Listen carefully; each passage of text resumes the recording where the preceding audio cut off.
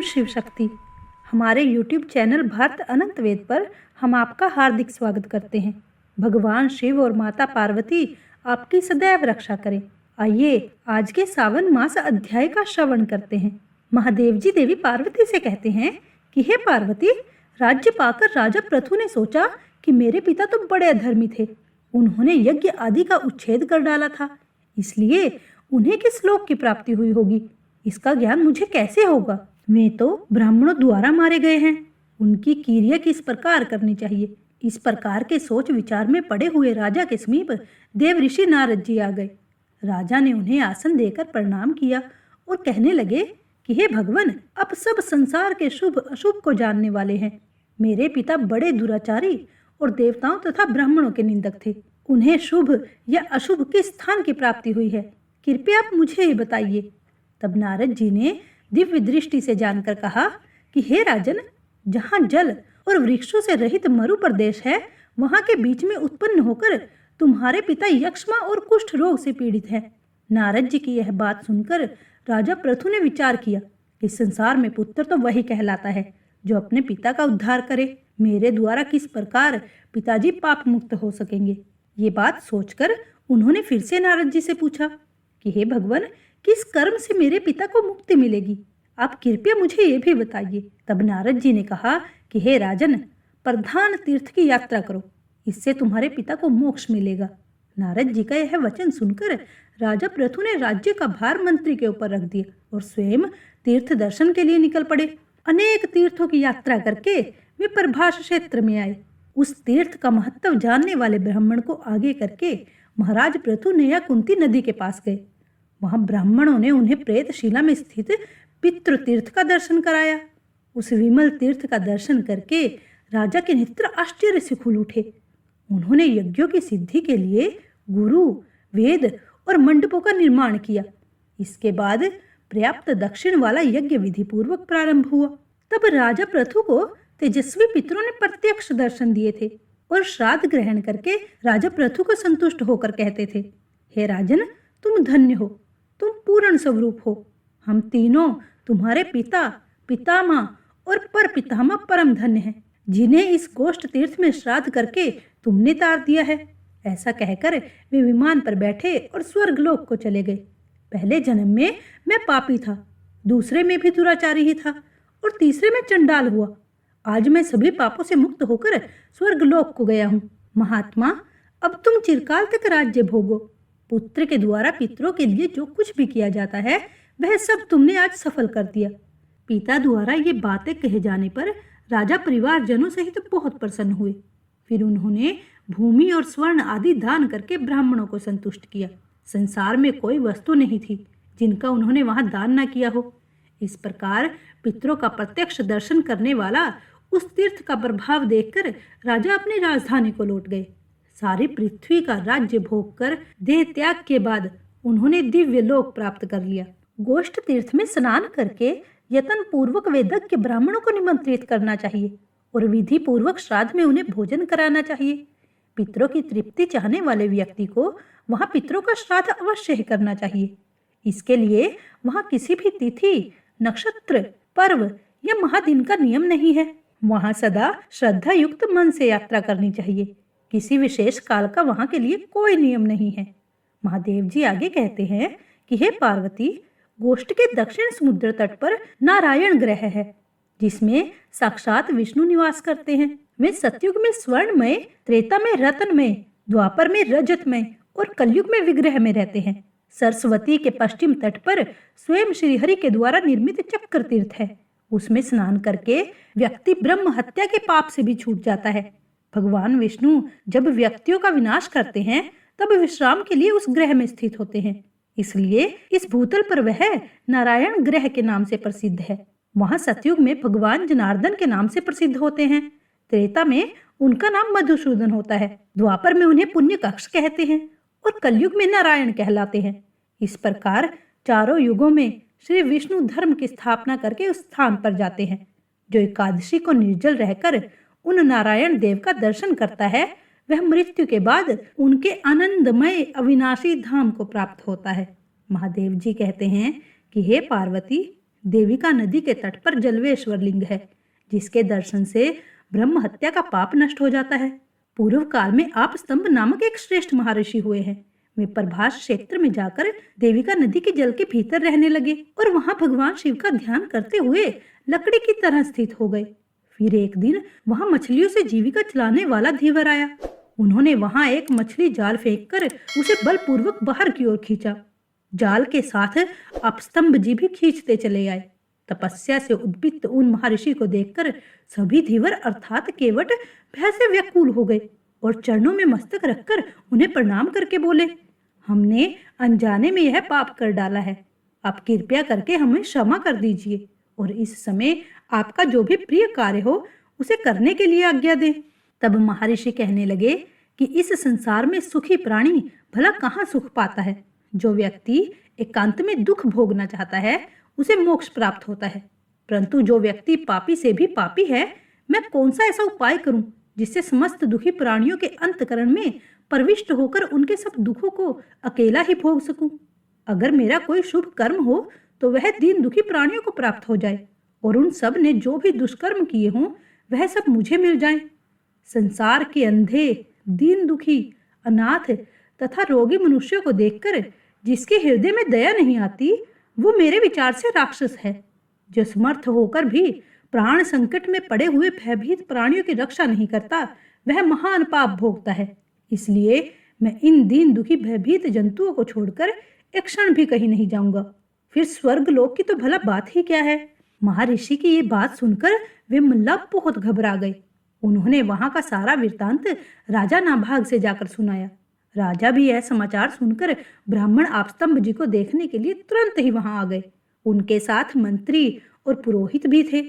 उन देवकल्प मुनि का भली भांति पूजन करके राजा उनसे कहने लगे कि हे भगवान, बताइए मैं आपकी क्या सेवा करूं।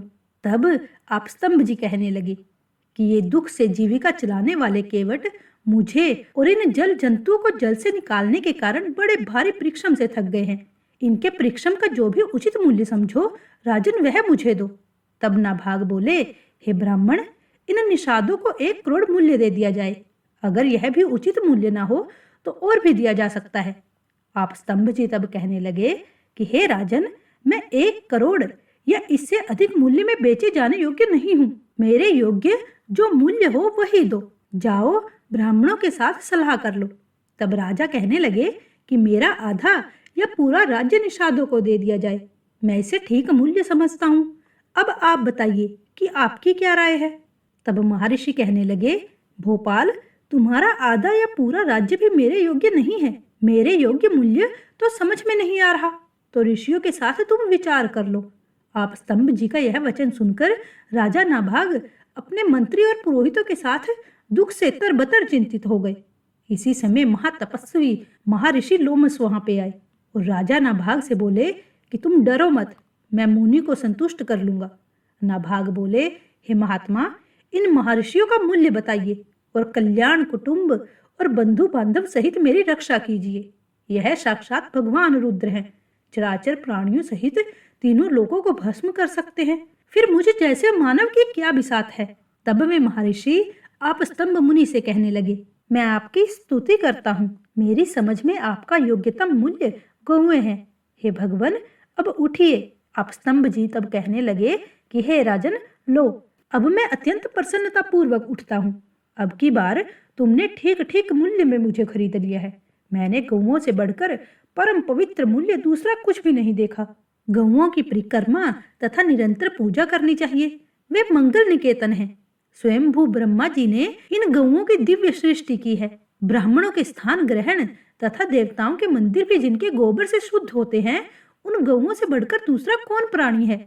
गौओं का मूत्र, गोबर, दूध, दही और घी पवित्र होता है और संपूर्ण जगत को पवित्र भी करता है।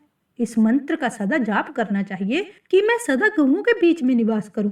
जो व्यक्ति पवित्र और जितेंद्र होकर इस विशुद्ध मंत्र का जाप करता है, वह सब पापों से मुक्त हो जाता है और अंत में स्वर्ग लोक को प्राप्त करता है।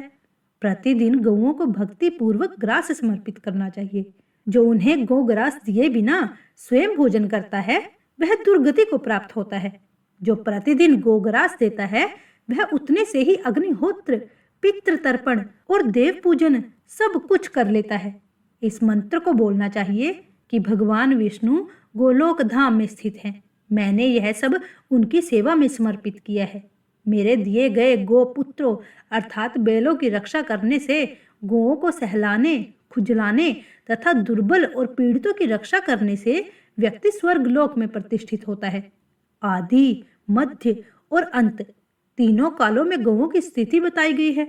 वे देवताओं के दूध, घी और अमृत की सदा रक्षा करती हैं, इसलिए उनका दान करना चाहिए और उनकी नित्य पूजा करनी चाहिए।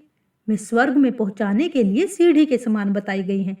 इस प्रकार गौओं का महत्व सुनकर वे निषाद महात्मा आप स्तंभ जी के चरणों में प्रणाम करके बोले, संतों का वार्तालाप, दर्शन, स्पर्श, कीर्तन तथा स्मरण यही सब निश्चय ही पवित्र करने वाले हैं। आपने हमारे साथ वार्तालाप किया और हमें आपका दर्शन प्राप्त हुआ।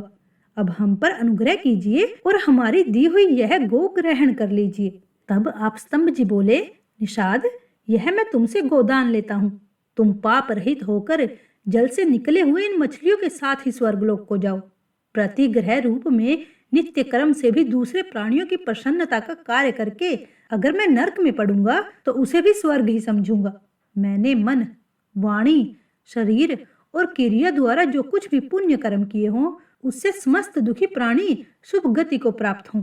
इसके बाद उन विशुद्ध चित्त वाले महर्षि की कृपा से वे निषाद उनकी बात पूरी होते ही मत्स्य सहित स्वर्ग लोक को चले गए। मछलियों और मछली मारों के इस प्रकार स्वर्ग लोक में जाते देख मंत्रियों और सेवकों सहित राजा नाभाग बड़े आश्चर्यचकित होकर बोले, कल्याण की इच्छा रखने वाले व्यक्ति को सदैव संतों की सेवा करनी चाहिए। साधु पुरुष पुण्य तीर्थों के जल के समान होते हैं। इस लोक में अगर क्षण भर भी उनकी उपासना की जाए तो वह निष्फल नहीं होती। संतों के साथ बैठना चाहिए और संतों के साथ उत्तम कथा वार्ता करनी चाहिए। इसके बाद मुनिवर आप स्तंभ और महामुनि लोमश राजा नाभाग को नाना प्रकार के अभीष्ट वर मांगने के लिए प्रेरित करने लगे। तब राजा ने अत्यंत दुर्लभ धर्म बुद्धि को वर्णन किया, अर्थात यह वर मांगा कि मेरी बुद्धि सदा धर्म में ही लगी रहे। वे दोनों मुनि तथास्तु कहकर प्रसन्नता पूर्वक राजा की प्रशंसा करते हुए बोले, राजन, तुम धन्य हो जो तुम्हारी बुद्धि धर्म में लगी है। मनुष्यों में धर्म अत्यंत दुर्लभ है और खासकर राजाओं के लिए तो वह परम दुर्लभ है। अगर राजा मदमत होकर सब धर्म का परित्याग ना करें तो संसार में उससे श्रेष्ठ कौन पुरुष होगा। राजाओं को सदा जन्म लेना पड़ता है, यह ध्रुव है। उन्हें सदा मोह होता है, यह भी सत्य है। और मोह से नरक की प्राप्ति भी ध्रुव है। इसलिए बुद्धिमान व्यक्ति राज्य की निंदा करते हैं और उसे नरक के समान समझते हैं। इसलिए हे महाराज, अगर आप अपने लिए सनातन गति चाहते हैं तो कभी मदमत ना होना, क्योंकि वह लोक और परलोक दोनों का ही नाश करने वाला है। ऐसा कहकर वे दोनों महात्मा अपने अपने आश्रम को चले गए। राजा नाभाग भी इस प्रकार प्रसन्नता पूर्वक नगर में प्रवेश कर गए। महादेव जी कहते हैं कि हे पार्वती, इस प्रकार देविका नदी का प्रभाव बताया गया है। मुनि आप स्तंभ ने वहां शिवलिंग की स्थापना की। वे निषादों के जाल में फंसे थे, इसलिए उनके द्वारा स्थापित शिवलिंग का नाम जलेश्वर पड़ा। चैत्र शुक्ल त्रयोदशी को जो वहां पितरों के लिए पिंडदान करता है, उनकी श्रद्धा का कभी अंत नहीं होता। ये थी आज की कथा। महादेव जी ने देवी पार्वती को आगे जो भी वृत्तांत सुनाया, भक्तजनों, उसका वर्णन आप सभी अगली वीडियो में सुनेंगे। अगर आपको आज की श्रवण पूजा सुंदर लगी हो तो कृपया हमारे चैनल को सब्सक्राइब करना मत भूलिएगा। ओम शिव शक्ति।